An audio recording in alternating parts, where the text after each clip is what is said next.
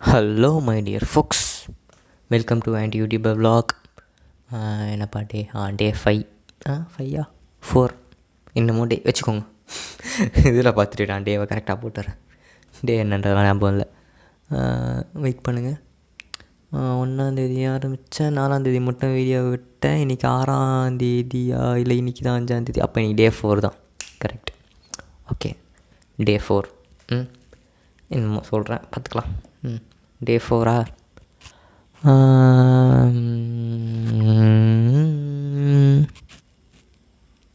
Sorry bro, எதுவுமே process பண்ணாமல் அப்படியே உட்காந்துட்டு நான் என்ன பேசுகிறதுன்னு தெரில.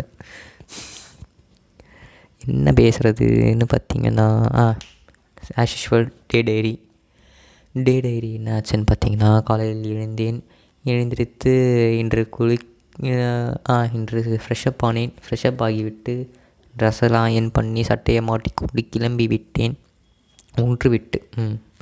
உண்ணுவது முக்கியம் என்பதால் உன்றுவிட்டு கிளம்பி விட்டேன். காலேஜுக்கு போனதுக்கப்புறம் பஸ் வந்தது, ஏறி அதுக்கப்புறம் அங்கேருந்து ஏறி இதுக்கு அது பேர் என்னது, காலேஜுக்கு போனேன். எங்கெங்கேயோ போகுது போகிறோம், அப்படி மைண்டு இப்படி போகுது அப்படி போகுது எங்கெங்கேயோ போகுது என் மைண்டு. அதனால் ஒரு ஃப்ளோவில் வர மாட்டேங்குது. காலேஜ் போனேன். காலேஜ் போய்ட்டு ஃபஸ்ட் பீரியட் ஆச்சு. யாரெல்லாம் ஹோம்ஒர்க் முடியல ஏந்து நில்லுங்கன்னாங்க. நான் ஏந்து நின்னேன். முக்கால்வாசி காசு இருந்தது. மேம் பார்த்து 2 நிமிஷம் மறைச்சிட்டு சம்மு சொன்னாங்க. நின்று எல்லோரும் எழுதணும். அவங்களுக்கே என்ன இலக்கண மனசுன்னு தெரில. பார்த்தோன்னே சரி உட்காருங்க அப்படின்ட்டாங்க. நாங்களும் உட்காந்து சம்மு போட ஆரம்பிச்சிட்டோம். ஏதோ ஒரு சம்மு நல்லா இருந்தது. அதிசயமாக ஒரு சம்மு போட்டு முடிச்சுட்டு அடுத்த சம்மு போட்டுக்கிட்டே இருந்தேன். இளமாறன் வெங்கட் ஓடி அப்படின்னு என் பேரை காமிச்சு கூட்டின்னு போயிட்டாங்க. உருப்பிடவே விட மாட்டானுங்க. இதை போயிட்டு பிரசிடென்ட் கிட்ட சண்டை போடலான்னு போனால், உருப்புற பற்றில நீ பேசவே கூடாது, 2வது நாளே நீ அப்சர்வேஷன் எடுத்துனாலன்னு சொல்லிட்டு ஆஃப் பண்ணிட்டார். அப்சர்வேஷன் எடுத்துகிட்டு வரலன்றதுலாம் ஒரு பிரச்சனையா அப்படின்ற மாதிரி தான் இப்போ எனக்கு இருந்தது. பட் அவர் சொல்கிறது வேல்யூபிளாக இருந்ததுனால விட்டேன். அதுவும் இல்லாமல் என் வாழ்க்கையில் ஒரு பெரிய விஷயம் பண்ணியிருக்கேன் இன்றைக்கி. இனிமேல் எப்போன்னு என்னை பார்த்து என்ன கிழிச்சேன்னு எனக்கு கேட்க முடியாது. ஏன்னா இன்றைக்கி அவ்வளோ பேப்பர் கிழித்தேன். எதுக்குன்னு பார்த்தீங்கன்னா, கிராஃப்ட் ஒர்க்குக்கு. சும்மா கிழின்னு பேப்பர் கிழிச்சு லைட்டாக பாருங்க. அந்த பிளேடு பிடிச்சது வேறு ஒரு மாதிரி கை நம்மந்து காயெல்லாம் எதுவும் இல்லை. அவ்வளோ தற்கொலைலாம் இல்லை. நான் ஓரளவுக்கு உஷாராக தான் வேலை பார்த்தேன். பட் ஆனால் பிளேடு பிடிச்சதா இல்லை என்ன கருமோன்னு தெரில, ஒரு மாதிரி இந்த பிளேடு தடம் பட்ட மாதிரி ஒரு ஃபீல், வேறு ஒன்றும் இல்லை. ஸோ முடிச்சுட்டு காலேஜ் முடிச்சுட்டு கிளம்புனதுக்கப்புறம் பசங்கள்லாம் ஜெயச்சந்திரன் போகலாம் அப்படின்னு பிளான் பண்ணானுங்க. கையில் சுத்தமாக டப்பு இல்லை. அதனால் டப்பு கொஞ்சம் தான் இருக்குதுன்னு வச்சுக்கோங்க. ஆமாம், டப்பு கொஞ்சம் தான் இருக்குது. ஸோ இந்த வருஷத்துலேருந்து அனாவசிய செலவு பண்ணக்கூடாதுன்னு ஒரு முடிவு எடுத்தேன். அதனால் ஒரு காஃபியோடு முடிச்சு கொண்டேன். ஒரு காஃபி குடிச்சிட்டு பசங்களாம் அப்படி இப்படி வாங்கினானுங்க. வேறு எதுவும் சாப்பிடல. பரோட்டா மட்டும் 2 வாய் சாப்பிட்டேன், அவ்வளோதான். அதுக்கப்புறம் காஃபி குடித்தேன், அவ்வளோதான். வேறு எதுவும் சாப்பிடல. சாப்பிட்டுட்டு வந்துட்டேன். சாப்பிட்டு கிளம்பி வந்துட்டேன். ஆமாம், சாப்பிட்டுட்டு கிளம்பி வீட்டுக்கு வந்தேன். வீட்டுக்கு வந்துட்டு கொஞ்ச நேரம் காம் டவுன் பண்ணி அதுக்கப்புறம் உட்காந்தா ரிஜிஸ்ட்ரேஷனுக்கு எல்லாத்தையும் வேலை ஆரம்பிச்சிட்டானுங்க திரும்ப. இப்போ glitz it's now going to be active 1 அப்படின்ற மாதிரி போய்கிட்டுருக்கு. கொஞ்சம் ஆக்டிவாக தான் போகுது. ஸோ என்ன பண்ணலான்ட்டு யோசிச்சு கிளிட்ஸுக்கு இப்போ இதை ஆன் பண்ணுறதுக்கு முன்னாடி தான் கிளிட்ஸு மீட்டிங்கை முடிச்சுட்டு ஆஃப் பண்ணேன். அதனால் சார்ஜ் இல்லை. சார்ஜிங் கேபிள் ஒரு பக்கம் சொருவிட்டு மைக்கு கேபிள் இன்னொரு பக்கம் சொருவிட்டு டைப் பாடு அங்கே வச்சுட்டு உட்காந்து பேசிக்கிட்டு இருக்கேன். எப்போ என் ஃபோன் என் மூஞ்சி நேரம் வெடிக்க போகுதுன்னு தெரில. இந்த மாதிரிலாம் நான் பண்ணும்போது வெடிக்கக்கூடாது. கத்திரியே நீ போடு, சர்க்கரையே வராது. எப்பாடி நான் சும்மா ஃபன்னுக்காக பேசுகிறேன்டா. உடனே இவன் என் மதத்துக்கு எதிரானவன் அப்படிலாம் போட்டுறாதீங்கடா, நல்ல பையன்றான்னு. இந்த மதமும் எனக்கு எதிர் இல்லை. என் மதம் சம்மதம் வாழ்ந்துட்டுருக்கேன். நீ கிறிஸ்மஸ் கேக் கொடுத்தாலும் சாப்பிடுவேன். அது என்னது மொஹரம் தர மாட்டாங்களா, ரம்ஜானுக்கு பிரியாணி கொடுத்தாலும் சாப்பிடுவேன். அந்த மாதிரி எம்மதும் சம்மதம் வாழ்கிற ஆள் நாளாம். அதுதான் மீட்டிங் முடித்தேன். 210 டிக்கெட்ஸ்ன்னு சொல்லியிருக்கான். அவனெல்லாம் புஷ் பண்ண மாட்டேன்னு வச்சுக்கோங்க. மேக்ஸிமம் 150. அதே மாதிரிலாம் வாய்ப்பே கிடையாது. எங்கள் காலத்தில் போகாது.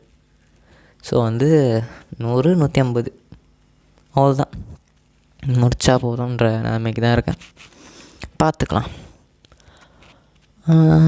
அவ்வளோதான். டைரி முடிஞ்சிச்சு. செல்ஃப் டாக்குமெண்டேஷன் முடிஞ்சிச்சு. இன்றைக்கி என்ன பேசலாம் அப்படின்னு பார்த்தீங்கன்னா, வரும்போது கொஞ்சம் பிளான் பண்ணிட்டு தான் வந்தேன். 2 3 பேர்கிட்ட ஹிண்ட்டு வேறு கொடுத்துட்டு வந்தேன்.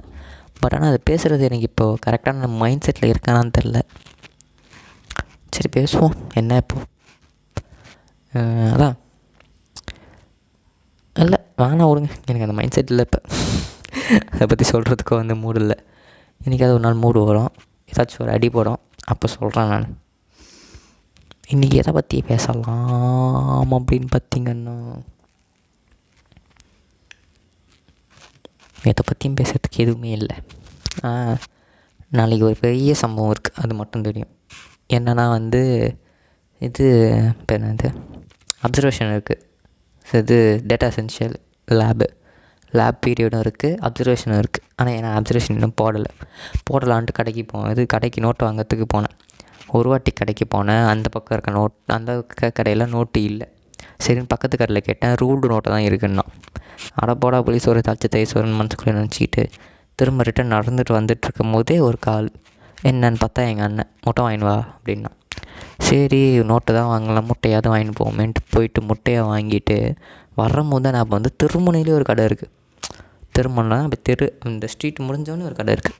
அந்த கடையில் கேட்டு பார்க்கலாமே அப்படின்னு தோணுச்சு. ஆனால் கையில் முட்டையோடு இருந்தேன். அந்த ஏற்கனவே ஒரு மாதிரி குறுகுருன்னு தான் பார்ப்பான், கேவலமாக பேசுவான். இதில் நான் முட்டையோடு போனோன்னா எப்போ என் கடையோட அவங்க கடை மட்டும் நல்லா இருக்கான்னு எப்படியாவது பிரச்சனை பண்ணுவான். நம்ம வாயிலியா 7:30 சனி உட்காந்து இருக்குது. ஏதாச்சும் ஒன்று சொல்ல போய் எதுக்கு நான் டீசெண்டாக நான் பண்ணேன். அப்படியே நடந்து வந்து வீட்டில் வந்து முட்டையை வச்சுட்டு, அதுவும் இல்லாமல் முட்டை வாங்கினதுனால காசு காலி ஆகிடுச்சு. திரும்ப உட்காந்து ஒரு சில்லறையாக எண்ணி எடுத்துகிட்டு போயிட்டு அந்த ஆள் கடை முன்னாடி நின்று அன்ரூல் நோட்டு இருக்கா அப்படின்னு கேட்டால் இல்லை அப்படின்ட்டான். இதுக்காடா இவ்வளோ நேரம் வேலை பார்த்தேன் அப்படின்ற மாதிரி ஆயிடுச்சு. ஸோ கிளம்பி வந்து விட்டேன், வேறு வழி இல்லை. நோட்டும் வாங்கலை, கடைசி வரைக்கும் எழுதவும் முடியல. ஒருத்தங்கிட்டேருந்து நீ நோட்டு வேறு வாங்கிட்டு வந்தேன், அதையும் எழுத முடியல. இந்த ரிஜிஸ்ட்ரேஷன் மீட்டிங்கிறதுனால இருக்கிறவனுக்கெல்லாம் கால் பண்ணி நீ ஃப்ரீயான்னு கேட்டு ஆல் ஓவர். ஸோ இன்றைக்கி டேவை வந்து நாசமாக பண்ணிட்டானுங்க. எதுவும் பண்ண முடியாது, ஒரு பயணம் இல்லை. ஸோ அவ்வளோதான். நாளைக்கு போய்ட்டு எப்படி சாக போகிறேன்னு தெரில. லேபில் அதுக்குள்ளே ஓடி கூப்பிட்டானுங்கன்னா ஓகே, அப்படி இல்லைன்னா ஃபேஸ் பண்ணி தான் ஆகணும். இதுக்கப்புறம் நானும் ஆயத்தை வந்து ஓடி கேட்க வேணான்ற சுச்சுவேஷனுக்கு வந்து விட்டேன். ஓடி தானே வேலை இருந்தால் வாங்கிக்கலாம் அப்படின்ற மென்டாலிட்டி வந்துட்டேன். அப்சர்வேஷன் எழுதலன்னு ஓடி வாங்குறது, கிளாஸ் ஒர்க் இல்லைன்னு ஓடி வாங்குறது, கிளாஸ் அட்டன் பண்ணலன்னு ஓடி வாங்குறது, போர் அடிக்குதுன்னு ஓடி வாங்குறது, இதெல்லாம் இதுக்கப்புறம் கிடையாதுன்ற ஒரு முடிவுக்கு வந்துட்டேன். அவங்க கூப்பிட்டா வேலை இருக்குதுன்னு கூப்பிட்டானாங்கன்னா ஓகே, அப்படி இல்லையா போகும்போதே நோட்டை வாங்கிட்டு போயிட்டு அந்த மென்டாலிட்டி தான் போகிறேன். நாளைக்கு எப்படின்னா ஓடி கூப்பிடுவாங்களோ இல்லையோ, எழுதுறோம். ஸோ போவோம். போயிட்டு காலையில் இல்லாமல் காலையில் சீக்கிரம் போயிடணுமா, 9 மணிக்கெலாம் காலேஜில் இருக்கணும். 1 மணி நேரம் சாலிடாக டைம் இருக்கும். ஸோ போயிட்டு உக்காந்துட்டு எழுத ஆரம்பிக்கலான்னு இருக்கேன். எழுதுவோம். எழுதி முடிச்சுட்டு மேம்கிட்ட சப்மிட் பண்ணிக்க வேண்டியது தான். ப்ரௌன் ஷீட் போடலன்னா கூட வந்து பேசிக்கலாம்னு வச்சுக்கோங்க. மேம் நீ தான் நோட்டை வாங்கி எழுதுனேன், ஓடி அது இதுன்னு வேலை இது சுற்றின்னு இருக்கேன், முடியல மேம் கோச்சிக்காதீங்க அப்படின்னு காலில் ஒரு தவிர வேறு வழி இல்லை. சைக்கிள் டெஸ்ட்டு வேறு இருக்குதான், பிரச்சனை இல்லை, பைத்தான் தான் வச்சுக்கோங்க, எழுதிக்கலாம். எதுவாக இருந்தாலும் பார்த்துக்கலாம். ஓகே, சில டாக்குமெண்டேஷன் போகுதுன்னு நினைக்கிறேன்.